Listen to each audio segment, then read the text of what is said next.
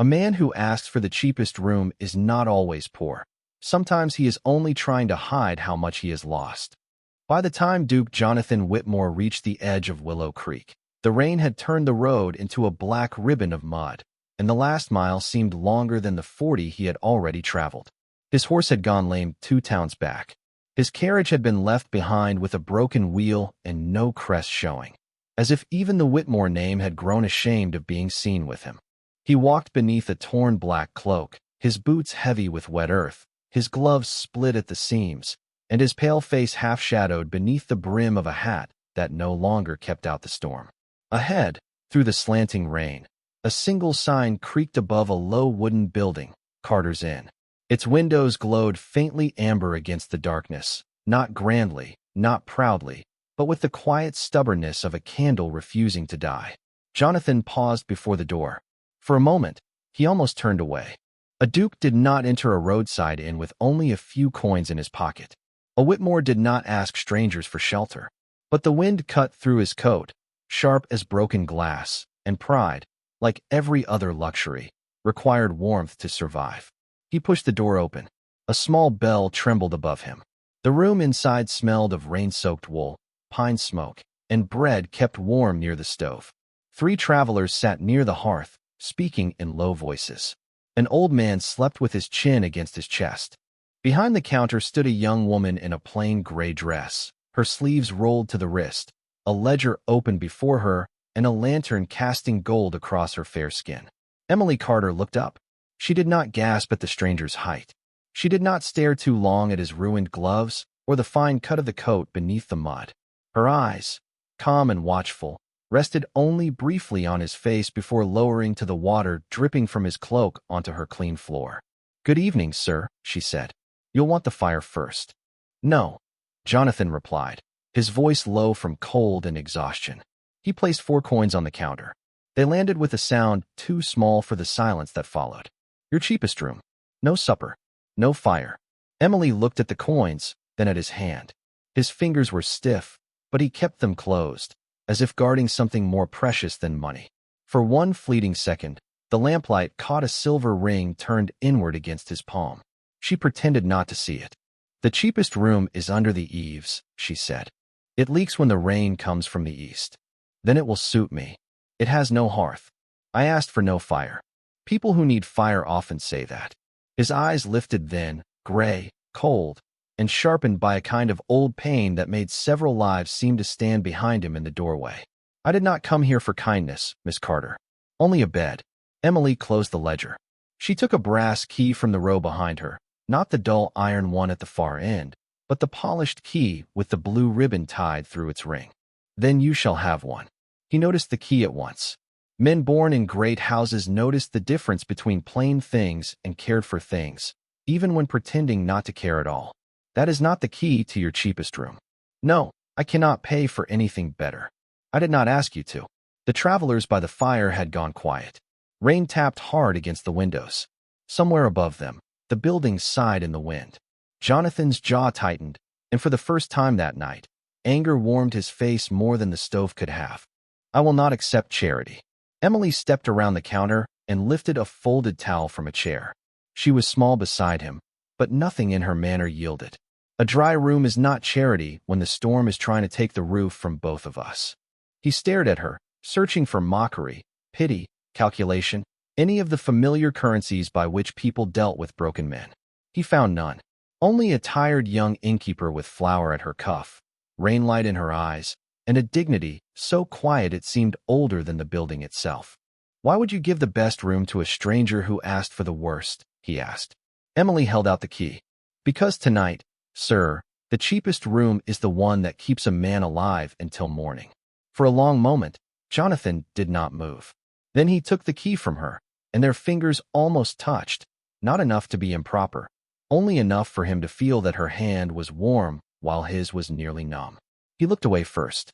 Emily turned toward the staircase, carrying the lantern before him. The narrow steps creaked beneath their weight as they climbed, and the shadows of the banister crossed the wall like dark ribs. At the top, she opened a door to a room facing the old oak tree behind the inn. A modest fire waited in the grate.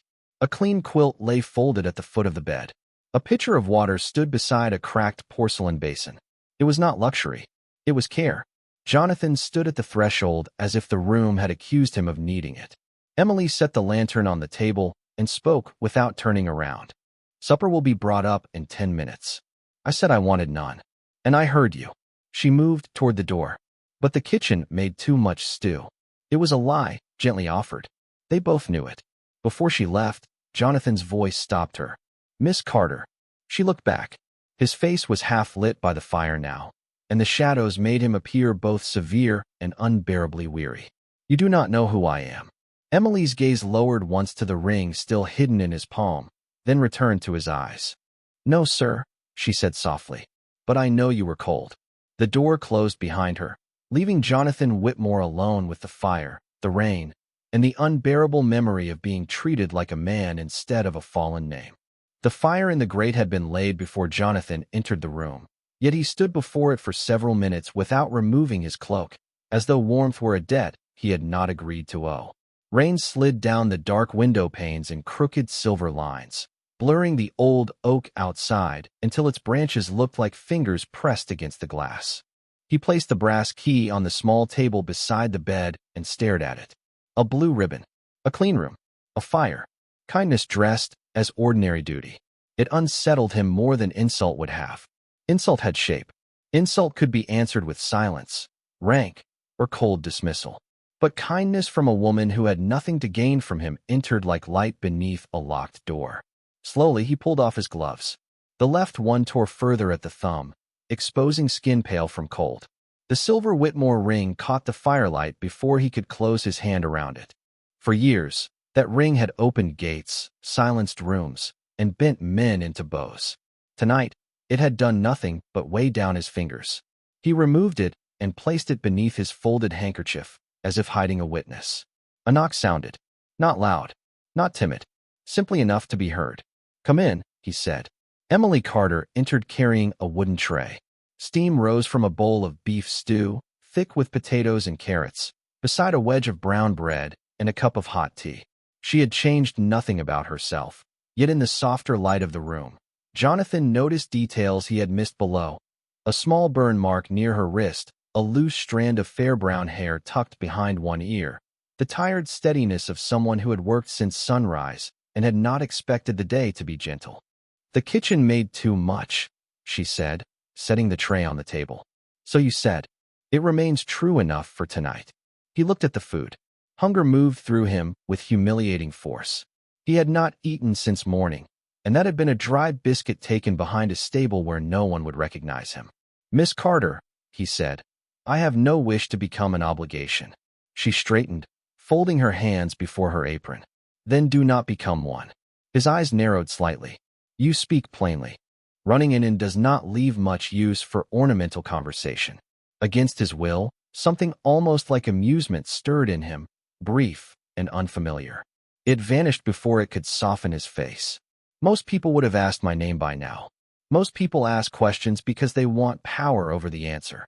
Emily's gaze rested on the handkerchief beneath his hand, then moved away without pause. I ask names when guests are ready to give them. The silence after that was not empty. It had weight, but not cruelty. Jonathan looked toward the fire, unable to decide whether her restraint was mercy or danger. Downstairs, a burst of laughter rose and faded. The inn was alive beneath him. Boots on floorboards, spoons against bowls, rain against shutters, the ordinary music of people who still belonged somewhere. He had forgotten how unbearable such sounds could be. You should not have given me this room, he said at last. Why? Because I could be anyone. Emily moved to adjust the screen before the fire. Anyone can freeze. You are not afraid of strangers? I am careful with strangers. That is not the same thing. No, she said quietly. Fear wastes more energy than I can afford. He looked at her then, truly looked, and saw not innocence but endurance. There was poverty in the room that belonged to her too, hidden beneath the clean quilt and polished pitcher. A patched curtain, a repaired chair, a rug turned so the worn part faced the wall. She had given him the best she owned, and the best was already fighting to remain respectable. What is the rate for this room? He asked. Tonight, for coins. That is not its rate. Tonight it is. His pride rose again, sharp and defensive. "Do not make me less than I am." Emily paused at the door, one hand on the latch. "I would not dare, sir." Her voice held no sarcasm. That made the words harder to bear. "But perhaps you are the one doing that." She left before he could answer. Jonathan stood motionless long after the door closed. On the table, the stew cooled slowly, fragrant and impossible to ignore. At last, he sat. He ate with the restrained manners of a man trained never to reveal need. But the first spoonful struck him with such warmth that he had to close his eyes. Outside, thunder rolled beyond the hills. Inside Carter's Inn, Duke Jonathan Whitmore, who had once dined beneath chandeliers with silver service for 30 guests, bent over a wooden tray in a rented room and understood, with a quiet ache he could not name, that dignity could survive in a bowl of stew if the hand offering it asked for nothing in return. By dawn, the storm had not weakened. It had deepened, settling over Willow Creek with the heavy patience of something that intended to stay. Rain struck the roof in hard, slanting sheets, ran from the eaves in silver ropes, and filled the road outside Carter's Inn with brown water that swallowed the wagon tracks. Jonathan woke before the first gray light reached the window. For a moment, he did not know where he was. The ceiling above him was low and crossed by dark beams. The quilt over him smelled faintly of lavender and wood smoke. The fire had burned down to a red pulse beneath ash. Then memory returned, not all at once, but in fragments. The road, the bell above the door, Emily Carter's calm eyes, the blue ribbon on the key, the bowl of stew that had warmed him more thoroughly than any welcome he had received in a year. He sat up, immediately ashamed of having slept so deeply. Men in danger did not sleep. Men hunted by scandal did not allow comfort to lower their guard. Yet his body, traitorous in its exhaustion, had accepted the room before his pride could refuse it. On the table, the tray had been removed while he slept. In its place rested a folded towel, a small bundle of dry kindling, and his torn glove, mended carefully at the thumb with black thread. He picked it up. The stitches were not elegant, but they were strong. He turned the glove in his hand as if it were a letter written in a language he had forgotten. No one had repaired anything for him in years without first presenting an account. A knock came from below, followed by a man's voice shouting through the front door. Jonathan rose and crossed to the window. From the second floor, he saw a soaked traveler standing beneath the inn sign while Emily spoke to him from the doorway, her shawl drawn tight around her shoulders. The man gestured toward the road and then toward the river path beyond the town. Emily shook her head. Her voice did not carry clearly through the glass, but her expression told enough. Something was wrong. Jonathan dressed quickly, slipping the Whitmore ring into his waistcoat pocket rather than onto his finger.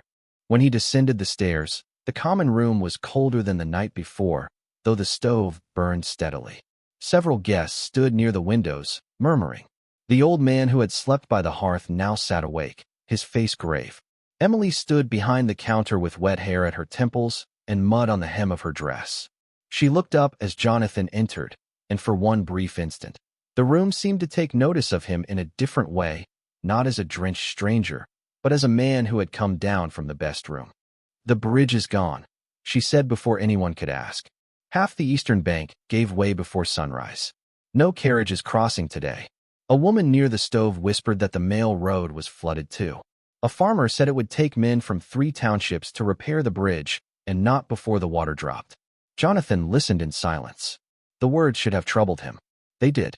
Yet beneath that trouble lay something even more dangerous: relief. No one from Whitmore House could reach him. No solicitor, no cousin, no polished messenger carrying sealed papers and polite demands. The storm had closed the world outside and left him, unwillingly, inside the only place where no one had asked him to defend his name. Emily turned to the guests. "There is coffee, bread, and oatmeal enough for everyone. I will not raise the room rates because the road is closed. No one chose to be trapped here." One of the travelers, a broad man with a red scarf, laughed bitterly. "That is poor business, Miss Carter." "Perhaps," she said, "but it is decent shelter." Jonathan looked at her across the room. She stood with her hands resting on the worn counter, small against the dark shelves and hanging keys, yet somehow firmer than the storm itself. He had known duchesses who could command a ballroom with diamonds at their throats. Emily Carter commanded a room with flour on her sleeve and rain in her hair. The man with the red scarf leaned closer to another guest and lowered his voice, though not enough. Decent shelter does not pay taxes. Word is, Carter's and may not see another month. Emily heard him. Her face did not change. That composure struck Jonathan harder than distress would have. He had seen people weep to gain sympathy, rage to demand loyalty, flatter to secure favor. He had not often seen someone swallow fear so quietly that the room could pretend not to notice. A boy of perhaps 10 entered from the kitchen carrying a basket of bread too large for his arms. Emily took it from him, ruffled his hair, and gave him the first roll. "For your grandmother," she said softly. The boy ran out through the back hall. Jonathan watched, and something within him shifted by a fraction, like ice cracking under deep water. This was not merely her business. It was a lamp held up for others, and she had given him the brightest room while her own walls trembled beneath unpaid debts and rising rain. He stepped toward the counter. "Miss Carter." She looked at him with the same measured calm as the night before. "Sir, you mended my glove. It was torn. You need not have done that." "No," she said, "but torn things worsen when ignored." For a moment, neither of them moved. The storm pressed against the windows. The guests resumed their murmuring. Jonathan's hand closed around the hidden ring in his pocket, feeling the cold edge of the crest against his palm. He had come to Carter's and determined to disappear. But already, in the quiet labor of one woman's mercy, he was beginning to be seen. The day moved slowly inside Carter's inn, measured not by clocks, but by the storm's changing voice. By noon, the rain had softened to a relentless gray curtain, yet the wind still pressed against the walls with the weight of an unwelcome guest. Water gathered along the road in shallow brown pools, and the broken bridge beyond town remained hidden behind mist and rising creek water. No one could leave. No one could arrive. Willow Creek had become an island, and the inn, with its smoky stove and worn floorboards, was the only warm place at its center. Jonathan spent the morning near the far window of the common room, seated with a book he did not read. He had chosen the corner most shaded from view, but shadows did not grant invisibility to a man who carried silence like a title. The other guests glanced at him when they thought he would not notice. A gentleman with torn gloves, a stranger with polished speech, a man who paid poorly yet slept in the best room. Curiosity moved through the room like draft beneath a door. Emily noticed it too. She said nothing. She moved from table to table with coffee, bread, and calm authority, smoothing unease before it could sharpen into gossip. When a child spilled oatmeal across the floor, she knelt at once with a cloth and told him accidents were not sins. When the old man near the hearth coughed until his hands shook, she brought honey and hot water and placed an extra blanket around his shoulders. When the farmer in the red scarf complained that the bread was dark and the coffee too thin, she smiled faintly and said, "Then we are fortunate both are still warm." Jonathan watched all of it with a stillness that hid a growing disturbance. He had known generosity performed loudly in ballrooms, charity announced beneath chandeliers, kindness recorded in ledgers beside names and sums. Emily's kindness was different. It cost her in ways no one applauded. She gave away small things because small things were all she had, and somehow that made them heavier. Near mid-afternoon, a gust drove rain under the back door, and Emily carried a bucket to catch the leak near the kitchen passage. Jonathan rose before thinking and crossed the room. "Allow me." She looked up, surprised. "It is only water." Water has destroyed more than one estate when ignored. "You speak as if you own one." The words landed gently, almost absently, but the air between them tightened. Jonathan took the bucket from her hands. Once, perhaps.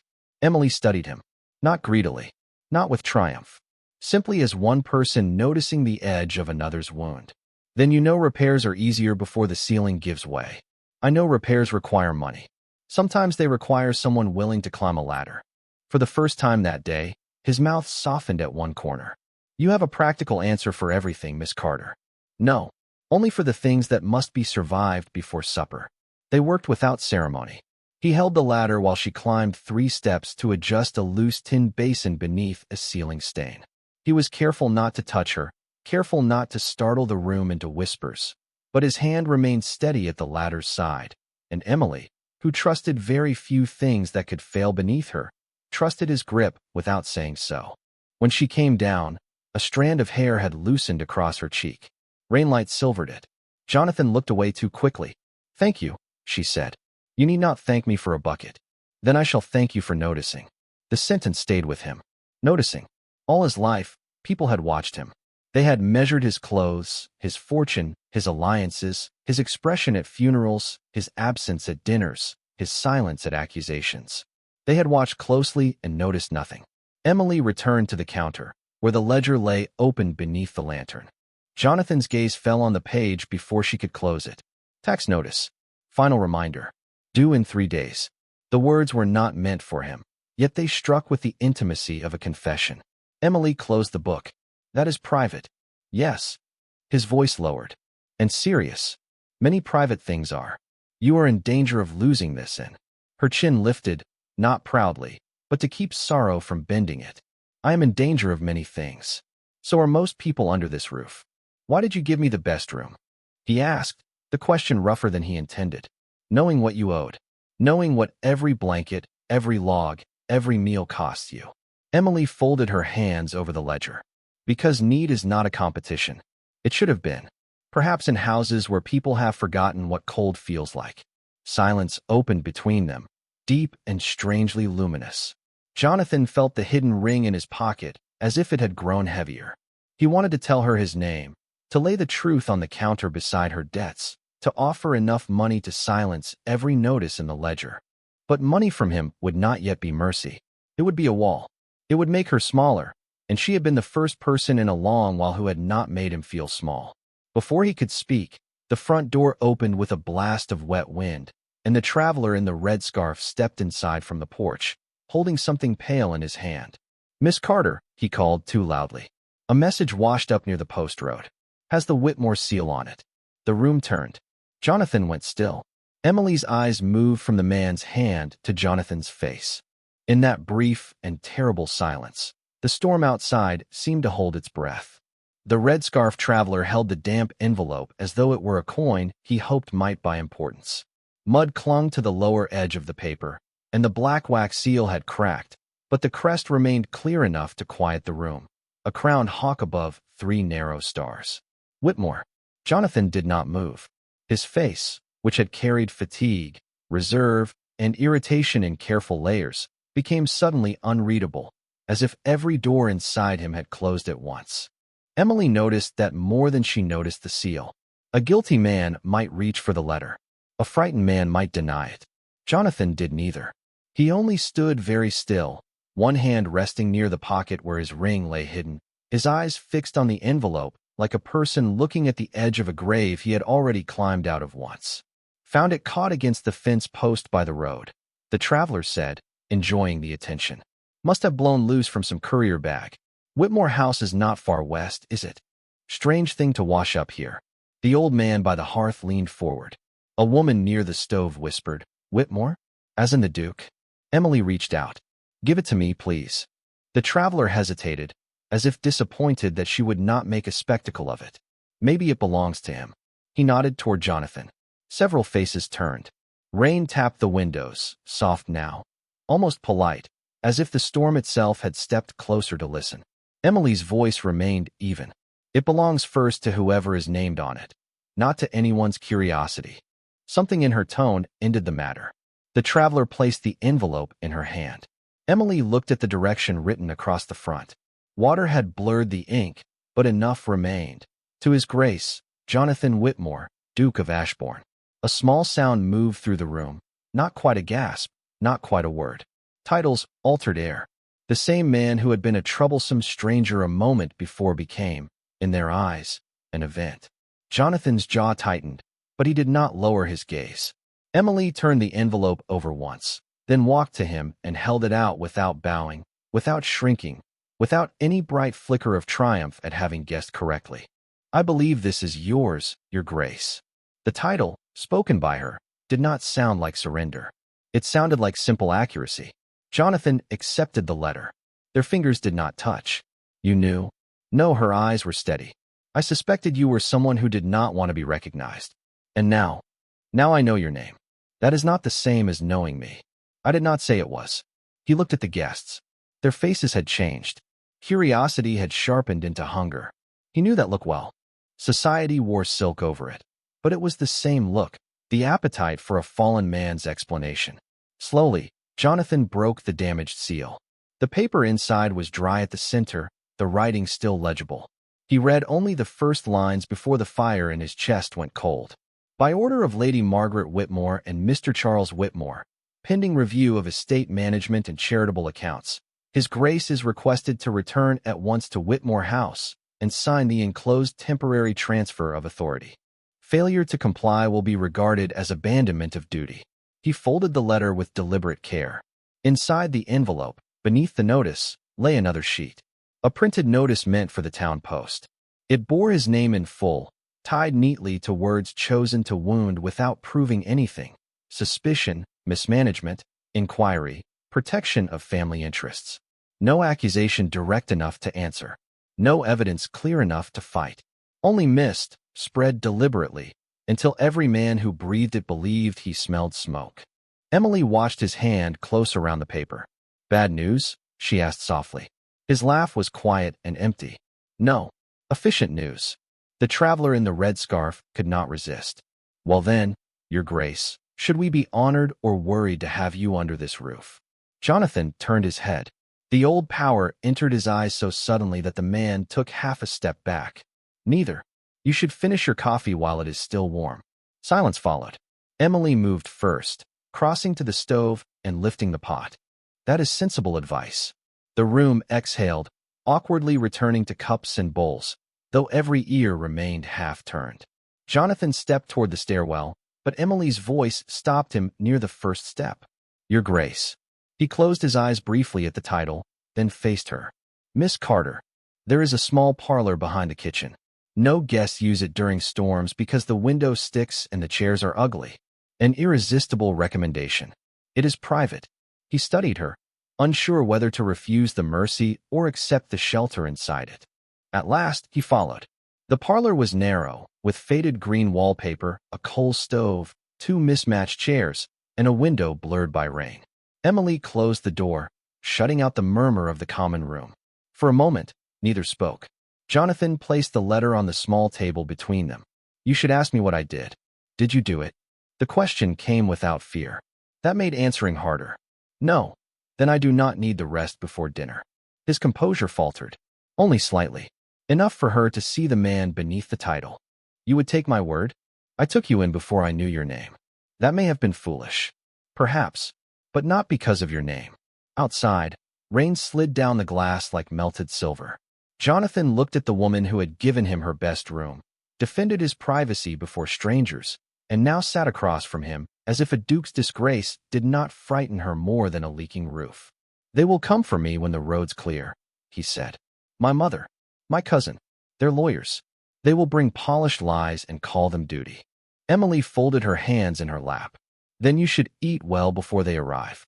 He stared at her, and something wounded inside him almost laughed, almost broke. "Is that your answer to ruin?" "It is my answer to everything that cannot be solved before supper." For the first time since entering Carter's Inn, Jonathan lowered himself into a chair not because exhaustion defeated him, but because someone had made room for him without asking him to bleed his story onto the floor. In the common room beyond the door, whispers continued. In the parlor, Emily poured tea into a chipped cup and pushed it toward him. The cup was plain. The kindness was not. And Jonathan, Duke of Ashbourne, who had spent months defending his honor before people determined not to hear him, found himself believed by an innkeeper who had asked only one question. By late afternoon, Carter's Inn had grown warmer in the way a place does when fear is forced to share a room with bread, fire, and ordinary labor. The storm still held Willow Creek in its gray fist, but inside, chairs had been pulled closer to the stove, wet coats hung from pegs along the wall, and the smell of onion stew drifted from the kitchen with a humble confidence no scandal could silence.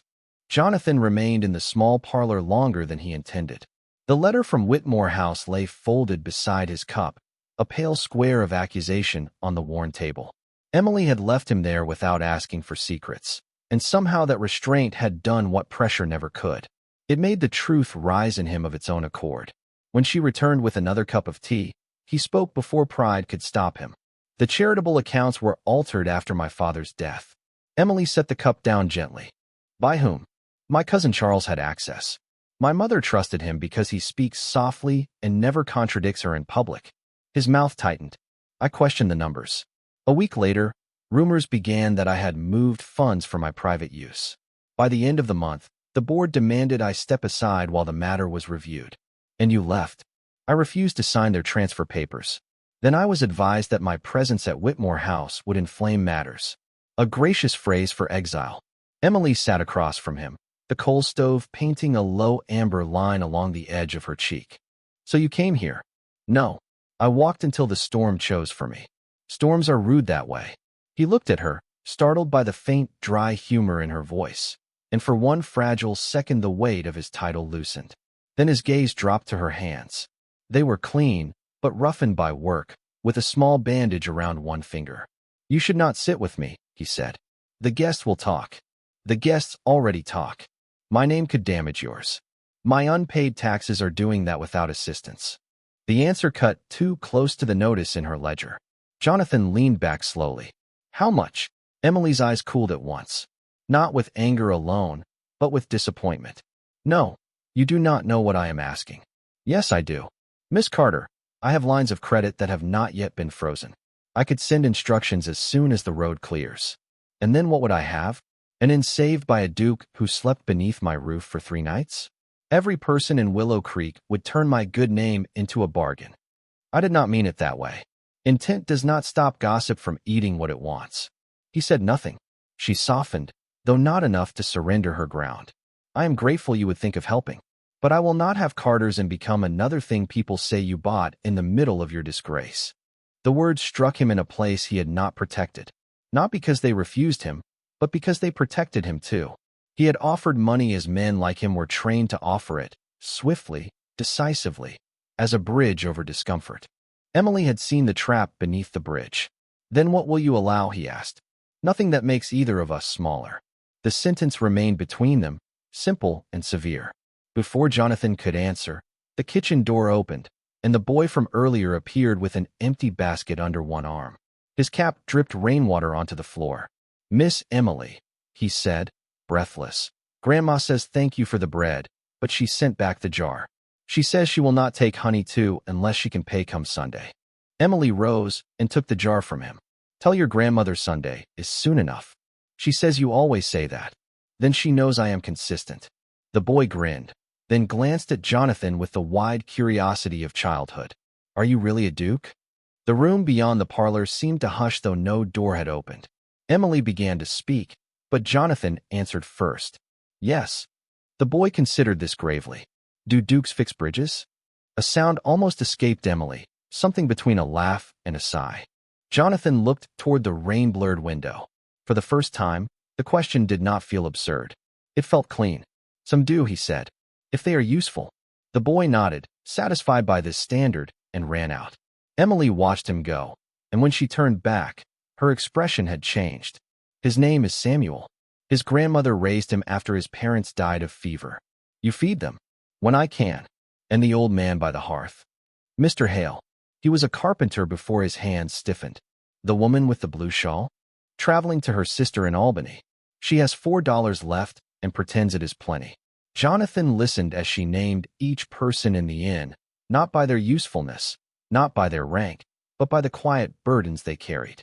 He realized then that Carter's Inn was not failing because Emily lacked sense. It was failing because she kept leaving the door open for people the world priced too low. That should have seemed foolish. Instead, it felt like the first noble thing he had seen in months. Evening settled early, blue and cold at the windows. Jonathan stood and reached for the folded letter. When the road's clear, they will come to make me sign. Emily looked up. Will you? Yesterday I might have, to mend the noise. And now? He folded the letter once more and placed it inside his coat. Now I find I dislike the thought of leaving my name in the hands of people who do not know the value of bread given on credit. Her eyes held his for a moment longer than caution allowed. Nothing improper passed between them. No touch. No confession. Only recognition, quiet and dangerous. Then from outside came the distant groan of timber shifting in floodwater, followed by a shout from the road. The bridge had not merely broken. It was moving downstream, piece by piece, carrying with it the last easy path back to Whitmore House. The shout from the road brought every guest to the windows before Emily could stop them. Beyond the rain-streaked glass, men from the town stood along the muddy bank with lanterns raised, watching the ruined bridge turn slowly in the swollen creek like the bones of something old and defeated. A long beam broke loose, drifted sideways, and vanished into the gray water beyond the bend. Willow Creek was not merely delayed now. It was cut off. Emily stood very still in the doorway of the parlor, one hand pressed against the frame, her face composed but pale. Jonathan noticed the calculation moving behind her eyes. How many guests? How much flour? How much coffee? How many logs? How many unpaid notices waiting beneath the ledger's cover? She did not speak her fear aloud. She turned back into the common room and became useful before anyone could see her tremble. "Mr. Hale, please stay by the stove. Samuel, fetch another basket of kindling from the shed, but do not go near the creek. Mrs. Bell, if you would help me slice the bread thinner, we can make supper stretch." The guests obeyed because calm, when genuine, has authority no title can imitate. Jonathan stepped beside her. "What can I do?" The question surprised her. It surprised him more. Emily glanced at his fine, mud-stained coat, then at the stack of firewood near the door. "Can you carry logs without considering it beneath your station?" "I have recently been relieved of station." "Then the logs are fortunate." He removed his coat, rolled his sleeves to the forearm, and crossed to the woodpile. The room watched in open fascination as Duke Jonathan Whitmore carried split oak to the stove, his movements awkward at first, then steadier. No one bowed. No one praised him. No one asked him to sign anything. By the third armload, Samuel was staring with solemn approval. "You carry like a real man," the boy said. A faint murmur of amusement moved through the room. Jonathan set the logs down. "I shall remember the endorsement." Emily turned away, but not before he caught the small curve at the edge of her mouth. It was gone quickly, swallowed by duty. Still, he felt it like warmth. Evening came early, and with it came the first true test of the inn's thin abundance. Supper was oatmeal thickened with potatoes, brown bread cut carefully, and watered coffee, served without apology. Emily moved between tables, making less appear like enough through the grace of her manner. When she reached Jonathan, she set down a bowl equal to the others. "No better than anyone," she said quietly. "No worse." He accepted it. "That may be the fairest meal I have ever been served." She did not answer, but something in her eyes softened and retreated at once. Later, when the guests had settled into low conversation and the stove had turned the windows silver with steam, Jonathan found Emily in the kitchen, standing over a nearly empty flour bin. She thought she was alone. The mask of competence had slipped from her face, leaving behind a tired young woman with one hand resting against the edge of the table as though she needed the wood to hold her upright. He stopped at the threshold. "Miss Carter." She straightened immediately. "You should not be in the kitchen. You should not be carrying all of this alone. I have been carrying it long before you arrived. That does not make it lighter." Her eyes flashed, not with anger at him, but at the truth itself. "And what would you have me do? Tell them there is not enough? Ask the old man for coins he does not have? Send Samuel back through the rain with an empty basket? Charge stranded travelers double because the creek decided to rise?" No, his voice was low. "I would have you admit that kindness is costing you more than you can pay." Emily looked down at the flour bin. For several seconds, only the rain spoke. "My father built this inn after the war," she said at last. "He used to say no decent house should lock its door against weather. When my mother died, people brought soup, blankets, candles. No one had much. Everyone brought something. I learned then that survival is rarely one grand rescue. It is 100 small mercies stacked against the dark." Jonathan listened without moving. "When he died, he left me the inn, the debts, and his name on the sign. I can lose the building," she said, and her voice tightened only once.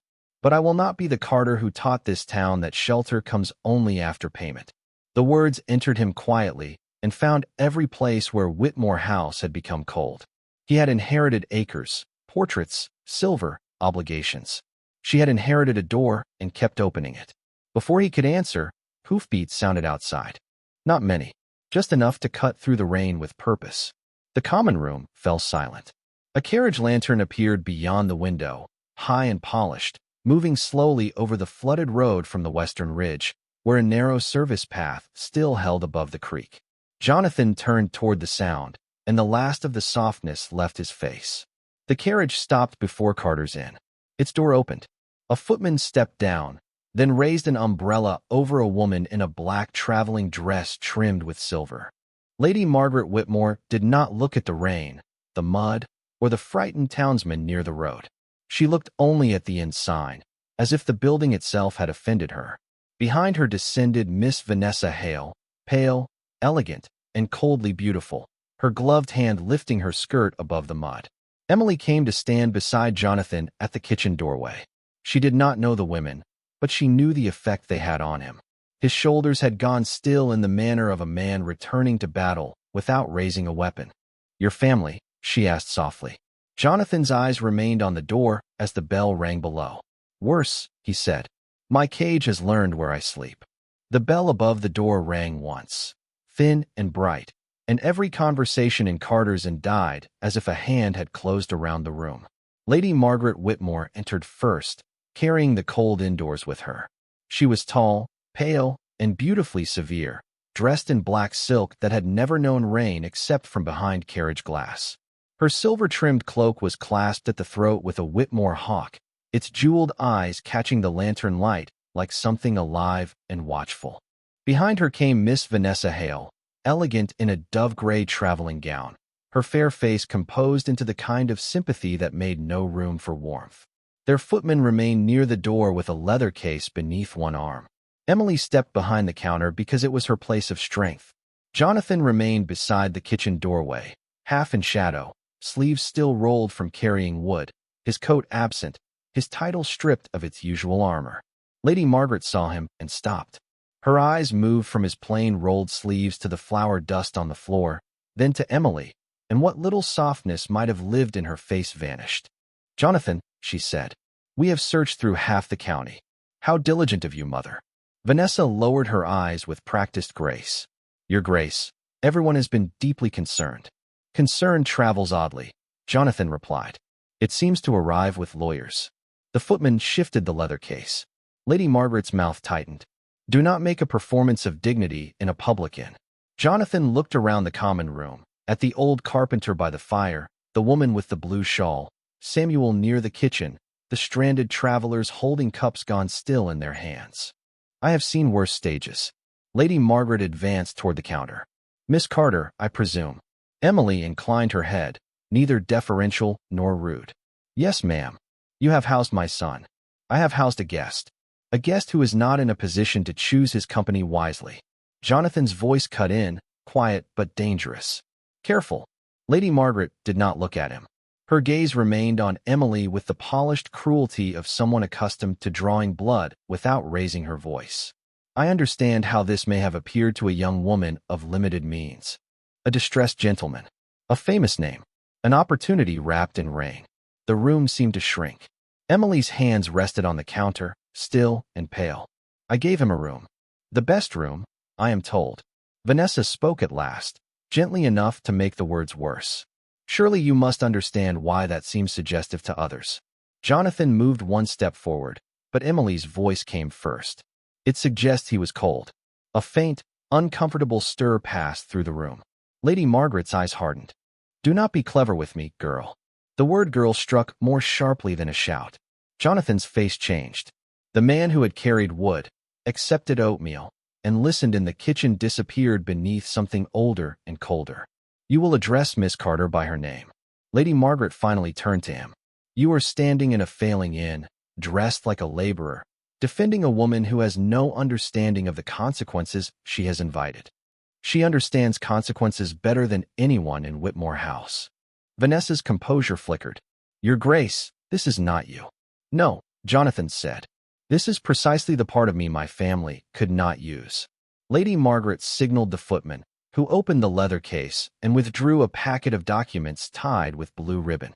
"Enough. The bridge may be gone, but the ridge road remains passable for a light carriage. You will sign the temporary transfer tonight." Charles has already prepared the statement. You will return home under care, withdraw from public duties, and the family will contain what damage remains. Contain, Jonathan repeated softly. A favorite Whitmore word. It is mercy. It is theft wearing gloves. A hush fell so completely that the rain outside sounded distant. Lady Margaret's face lost color. You forget yourself. Jonathan walked to the counter. Slowly, deliberately, he drew the silver Whitmore ring from his pocket and placed it on the worn wood before Emily. The small sound it made seemed louder than thunder. No, he said. For the first time in months, I remember myself clearly. Emily looked at the ring, then at him. He did not ask her to hold it. He did not offer it as a claim. He set it there as testimony. When I came to this inn, I asked for the poorest room because I believed I deserved no better. Miss Carter did not know my rank. She did not know my disgrace. She saw a man soaked by rain, hollowed by cold, and too proud to admit either. She gave me her best room. Lady Margaret laughed once, low and disbelieving. And that purchases your loyalty? No, it revealed yours. The words landed cleanly. Jonathan turned to the room, not grandly, not as a duke performing virtue, but as a man finally tired of letting silence serve liars. The accounts at Whitmore House were altered by Charles Whitmore after my father's death. I found the discrepancies. For that, I was named unstable, irresponsible, unfit. My mother asks me to sign away authority tonight not to protect the family, but to protect the man who has been feeding scandal to every town from here to Albany. Vanessa drew back as though the truth had chilled her. Lady Margaret's hand tightened around the documents. You cannot prove that here. Perhaps not here. Jonathan's gaze lowered to the packet. But I can refuse to make your lie easier. He took the documents from the footman's stunned hand, broke the ribbon, and looked once at Emily. She gave no signal, no plea, no encouragement beyond the steadiness with which she stood. That was enough. Jonathan tore the unsigned transfer in half, then once more, and laid the pieces beside the ring. No violence, no rage, only decision. Lady Margaret stared at the ruined papers as if paper had never disobeyed her before. You would choose this place over your house. Jonathan looked around Carter's Inn. The smoky stove, the patched curtains, the blue ribbon key hanging behind the counter, the people watching not a duke's fall now, but a man's return to himself. His voice softened, and because it softened, it carried farther. This place gave me shelter when my house gave me exile. Then he looked at Emily, and the room, for all its listeners, seemed to fall away. And she gave me dignity when I had nearly mistaken shame for truth. Emily's eyes shone, but she did not lower them. Lady Margaret gathered what remained of her pride like a cloak. You will regret this. Jonathan picked up the ring and slid it onto his finger at last. No, mother, he said. I have been regretting the wrong things. That ends tonight. Outside, the rain eased against the roof. Not stopped. Not yet. But eased, as if even the storm had listened and found nothing more to say. Lady Margaret left before the last rain faded, taking Miss Vanessa Hale, the leather case, and the broken dignity of Whitmore House back through the Ridge Road under a sky that had begun to pale. No one in Carter's Inn spoke for several minutes after the carriage lamps disappeared beyond the trees. The torn documents remained on the counter like the shed skin of an old fear. Jonathan stood beside them, the Whitmore ring restored to his hand, yet it no longer looked like a shackle. It looked like a promise he had chosen to carry correctly. Emily gathered the paper pieces without ceremony and placed them near the stove, not to make a spectacle of burning them, but because useless things belonged with ash. You have made yourself a powerful enemy, she said quietly. I had one already. Now she knows where you stand. Jonathan looked at the blue ribbon key hanging behind her. So do I. Morning arrived slowly. The clouds lifted from Willow Creek in torn gray veils, revealing flooded fields, bent grass, and a road carved with deep mud. The bridge was gone, but the town was not defeated. Men came with ropes and axes. Women brought coffee in tin pots. Samuel carried nails in a sack almost too heavy for him. Mr. Hale, though his hands ached, sat near the inn door and told the younger men where to brace the first beams when the water dropped. Jonathan worked among them without announcement. He did not command from a dry porch. He carried planks, measured rope, and listened to the carpenters who knew the creek better than any duke could. By noon, mud streaked his sleeves. By dusk, no one looked startled to see him that way. 3 days passed before a temporary crossing was laid, narrow but strong enough for horses and light wagons. On the fourth morning, 2 carriages arrived from the west. One bore the Whitmore crest. The other carried a solicitor from Albany and a sealed packet of records Jonathan had ordered sent through a trusted steward before his exile. By evening, the truth began to take shape on paper. Altered ledgers, forged approvals, payments moved through Charles Whitmore's private accounts. There was no shouting when Jonathan read the documents in Emily's small parlor. Only the low tick of the mantel clock and the soft hiss of rainwater drying in the stove. "You are cleared," Emily said. He looked at the papers, then at the room around him. "Not yet, but I am no longer alone in proving it." The legal storm that followed took weeks. Charles Whitmore fled first to Boston, then farther west, leaving behind trunks of correspondence and enough guilt to ruin any defense his name might have purchased. Lady Margaret withdrew from society, not humbled publicly, but reduced by the silence of those who had once hurried to her dinners. Whitmore House reopened its accounts under new trustees. The charity funds were restored. The newspapers wrote carefully, then more boldly, that Duke Jonathan Whitmore had been wronged by his own blood. Invitations returned. Apologies arrived on thick paper.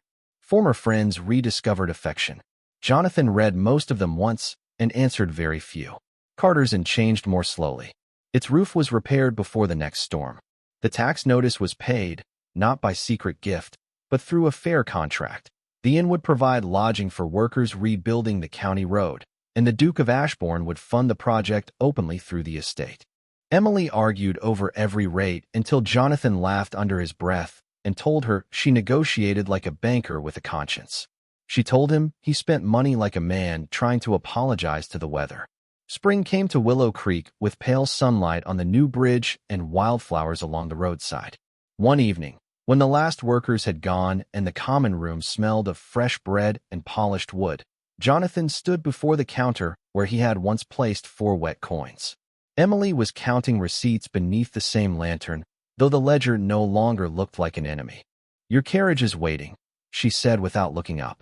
Outside, the Whitmore coach stood ready, the horses brushed, the crest shining. "It is. Whitmore House will expect you before dark. It often expects things." Her pen stilled. Jonathan. His name in her voice held more power than his title ever had. He placed the blue ribbon key on the counter between them. "The best room," he said. "I remember. I have been wondering whether it is still available." Emily looked at the key, then at him, and the quiet between them filled with every unsaid thing they had protected out of dignity. "For how long?" she asked. Jonathan's face softened, not with weakness, but with peace earned dearly. "For as long as you will have me." She did not answer at once. She looked around the inn her father had built, at the repaired beams, the clean windows, the tables filled with travelers who paid when they could and were fed when they could not. Then she looked back at the man who had arrived in rain asking for almost nothing and had somehow learned to stay without taking more than was freely given. "The room is yours," she said. "But supper is not included unless you help bring in wood." He smiled then, fully enough that the old grief in his face became only a shadow, not a master. "That seems fair." Years later, travelers would speak of the inn at Willow Creek where the lamps burned late in every storm, where no one was turned away for arriving poor, proud, or broken, and where a duke could sometimes be seen carrying firewood through the back door while the innkeeper corrected his stacking with gentle severity. Some said he had stayed for love. Others said he had stayed for peace. The truth was simpler and deeper than either. He had spent his life in houses that knew his name, but Emily Carter had given him the first room that knew his heart. Some hearts do not need a palace to heal. They only need one door opened with kindness.